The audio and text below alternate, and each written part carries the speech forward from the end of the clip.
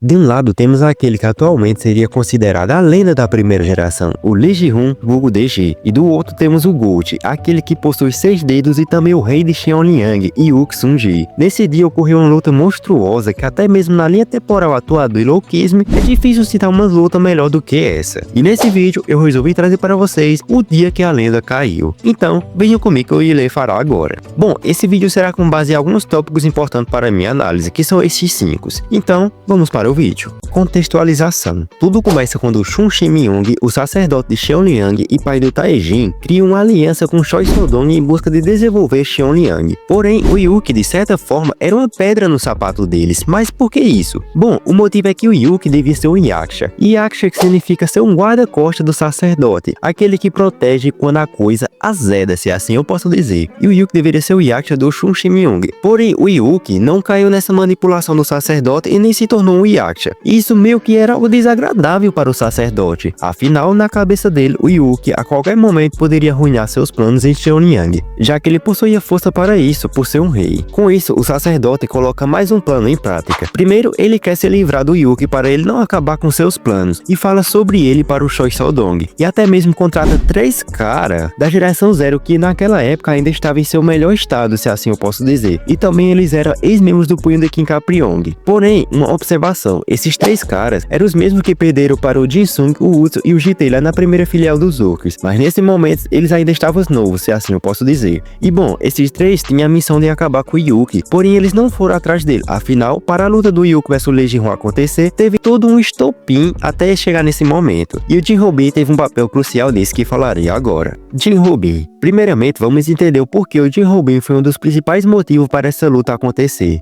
Bom, tudo aconteceu após a garota que o Jin-ho-bin acolheu em sua casa em uma certa noite falar algo que ela estava escondendo, que foi o motivo da morte da mãe do Robin, que até então Robin achava que sua mãe tinha tirado a própria vida, mas não foi isso que aconteceu, e sim o sacerdote foi o responsável. Ele usava a mãe do Robin naquele sentido, se é que vocês me entendem, e um certo dia quando a mãe dele tenta se perguntar por que ele faz isso, ele fica extremamente puto e conta o motivo, mas não é revelado para nós leitores, e sim aparece a mãe do Shun Tae-jin e o Jin Moo-jin, o pai do Robin, em um quadro, que de certa forma isso levanta uma teoria. A teoria é que o pai do Robin acabou tendo um caso com a mãe do Shun Tae-jin, que naquele momento seria a mulher do sacerdote, ou tinha alguma relação com ele. E quem sabe foi até nesse momento, do caso dos Moo-jin da mãe do Tae-jin, que a mãe do Tae-jin teve ele. Sim, isso mesmo que vocês estão pensando. Eu acredito fortemente na teoria que o Moo-jin é pai do Tae-jin, tanto pelo potencial que o Tae-jin tem, como sua extrema semelhança com o Robin, quando o Robin corta o cabelo, sem falar das entrelinhas deixadas pelo PTJ, que me faz pensar nisso. Enfim, o que vocês acham dessa teoria? Vocês acham que o Moo-jin possa ser o pai do Tae-jin? Se sim, comentam aí. Mas bom, continuando. O sacerdote tira a vida da mãe do Robin após isso tudo e amarra ela em uma corda para todos acharem que ela retirou sua vida. E de certa forma, isso dá certo. Afinal, até a garota falar o real motivo, o Robin acreditava nisso. Porém, quando ele descobre que não foi isso que aconteceu, meus sobrinhos, ele fica extremamente com puro ódio e vai até o sacerdote em busca de vingar sua mãe. Ou seja, o envolvimento do Hyuk está ligado ao passado do Robin e a morte de sua mãe. E também há um cara foda que é conhecido como a lenda do western coreano, o Jin Moo-jin. Jin Moo-jin. Diante disso, Moo-jin é aquele que falei anteriormente que possivelmente teve um caso com a mãe do Tae-jin e também aquele que é o pai do Robin. Teve uma apresentação extremamente badass quando o MC Pesticida se pergunta por que o Robin é tão forte. Mesmo tendo iniciado seu treinamento com o Hyuk surgir muito tempo depois dele, o Hyuk responde que o motivo era o potencial. O potencial do Robin é diferente do dele, e que assim como o Jin Moo-jin despertou o potencial do Hyuk, o Hyuk também despertou o potencial do Jin Robin, e por isso ele é tão forte. Sua linhagem não é uma qualquer. Então, o Hyuk apresenta o Moo-jin da melhor maneira possível. Abre aspas. Na geração Zero, havia um cara considerado a lenda do western coreano. Ele vagava por aí sem se prender a lugar algum, e viveu sem amarras durante toda a sua vida. O fundador do western de Jin Moo-jin, o qual diz estar a par de Kim Kapryong. Isso mesmo, o Jin Robin que vocês conhecem é filho do Jin Moo-jin. Fecha aspas. Mano, vocês têm noção do quão absurdo isso é? O cara era simplesmente uma lenda, assim como Kim Kapryong, o Hansu derrotou o Faxin, o mestre do Vasco, a lenda do western coreano, e fundou seu próprio western, que consiste agarrar os ossos dos oponentes. Isso é sem sombra de dúvidas absurdo. Eu até mesmo já falei um pouco desse estilo no meu vídeo que está passando aí no card. Confiram lá. E outra, ele não era só uma lenda, ele estava a par de outra lenda, o King Caprion, que é considerado narrativamente o mais forte de todo o verso PTJ. Isso é insano. E o mais insano ainda é que o Robin é herdeiro e carrega o sangue dessa lenda. Ele tem a obrigação de até o final da obra ser um dos 5 mais fortes. Isso não podemos negar. Enfim, após toda essa apresentação, o Jin Rubin derrota vários membros da Yakuza e subordinados dos sacerdotes facilmente. Ele até mesmo enfrenta o cara da geração 0 e desfere até alguns golpes do extra de seu pai nele. Porém, ele ainda não era forte o suficiente para derrotá-lo. E antes mesmo que a luta pudesse continuar, seus amigos de Xianliang Fan chegam e o ajudam. Na verdade, eles carregam o Robin e tentam fugir com ele. Porém, logo eles são interrompidos pelo subordinado sacerdote. Mas antes que o pior acontecesse, o Gold finalmente chega. O rei dos 6 chegou ao combate.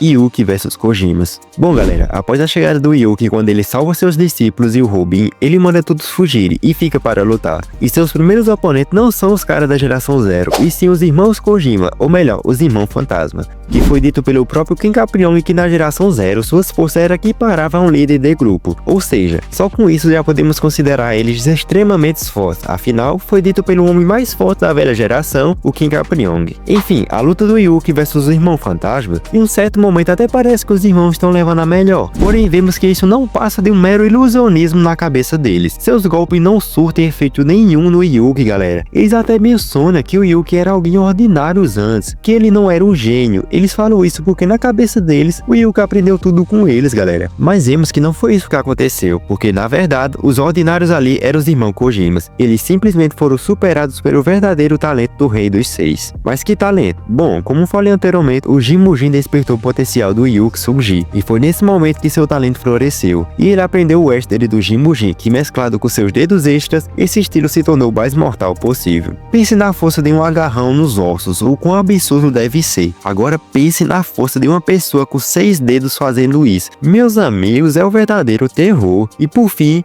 o Yuki supera os Kojima nessa luta e acaba os vencendo. Lee Ji-hoon vs o Yuki Sun-ji, e finalmente aquele que seria em breve conhecido como a lenda da primeira geração e o gênio do aprendizado, o responsável por dizimar toda uma geração, o Lee Ji-hoon surge. E sim, quando o Yuki pensava que finalmente daria um fim ao sacerdote, o Lee Ji-hoon aparece a mando do Choi para pará-lo. Porém, ele surge como um garoto simplesmente arrogante, até mesmo o Yuki trata ele como um garoto antes da luta. Mas isso é bastante compreensível, afinal naquela época ele devia ter entre 17 a 18 anos, enquanto o Yuki já devia estar na casa dos 22 ou mais. Enfim, sem muita conversa, o Lee Ji-hoon ataca o Yuki, que o deixa impressionado com sua força, a ponto de ter uma certa dificuldade com seus golpes, e seu ombro até mesmo é deslocado. E detalhe, tudo isso o Lee Ji-hoon estava lutando com a mão do bolso, só para vocês verem o nível da arrogância dele, galera. Porém, logo o Yuki realoca seu ombro no lugar e o Lee Ji-hoon tira a mão do bolso, e assim começa a verdadeira luta. O Yuki usa seu estilo de western. O Lee Ji-hoon até pensa que seria um western qualquer, e cita que para funcionar nele deveria ser o western do Jin Mujin, e pensa em desviar. Porém, para sua surpresa, era literalmente o western do Jin Mujin, e acaba lançando o Lee Ji-hoon no chão. Após isso, essa luta se torna uma das melhores da obra, pelo simples fato de que aquele que seria a lenda pensa que seria uma luta fácil por possuir dois limites, velocidade e técnica. E isso dificulta para o Yuki, afinal com seu limite de velocidade, o Yuki não consegue ver seus golpes. Detalhe, nessa luta que é nos apresentado os limites de fato. Porém, para a surpresa do Lee Ji-hoon, o Yuki também possuía dois limites, a resistência e força, e consegue resistir bastante aos golpes do Lee Ji-hoon. Mas ainda assim não é o suficiente, afinal ele não consegue enxergar os seus golpes, e sofre um pouco devido a isso. No momento que o Lee Ji-hoon se gaba disso e pensa que a luta estaria acabada, afinal, para o Yuki ganhar dele ele teria que quebrar mais um limite, e isso nunca ia acontecer, porque se ele quebrasse mais um limite, isso significaria que o potencial do Yuki Sun-ji é superior ao seu. Mas, todavia, entretanto, entramos no flashback do Yuki, quando a própria lenda do western coreano cita que nunca viu um talento maior do que o Yuki, e que ele devia confiar nos seus olhos, pés e mãos, porque assim um dele poderia quebrar um ou dois limites, e quem sabe até superá-lo. E o que a lenda achava impossível acontece, o Yuki quebra mais um limite, o limite da velocidade.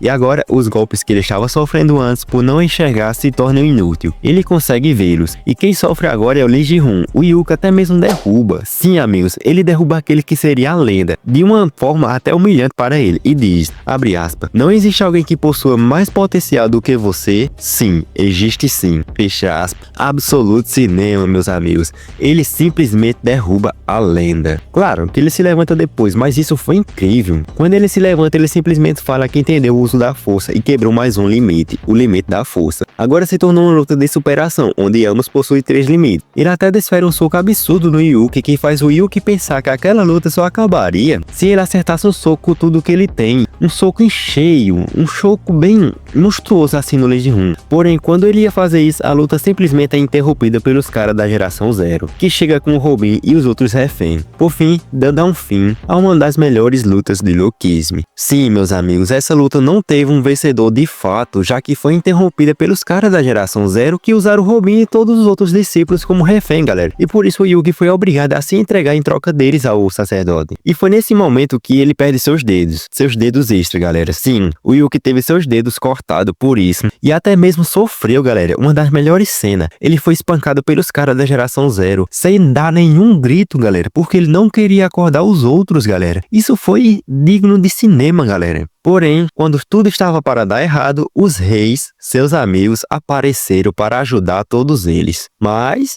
isso é assunto para outro vídeo, galera, porque o foco do meu vídeo era o dia que a lenda caiu. Enfim, esse foi meu vídeo, galera. Eu espero que vocês tenham gostado desse meu novo formato de vídeo. Se vocês gostarem, comenta aí e deixa o like, porque isso vai me ajudar bastante, galera. E não se esqueça de se inscrever no canal, porque estamos com quase 2.000 inscritos no momento que eu estou gravando esse vídeo. E em breve vai sair um vídeo do Top 10, galera. Os Top 10 personagens mais fortes de Lokisme, então estejam lá, galera. Enfim, tio Sonak na área e nos vemos no meu próximo vídeo.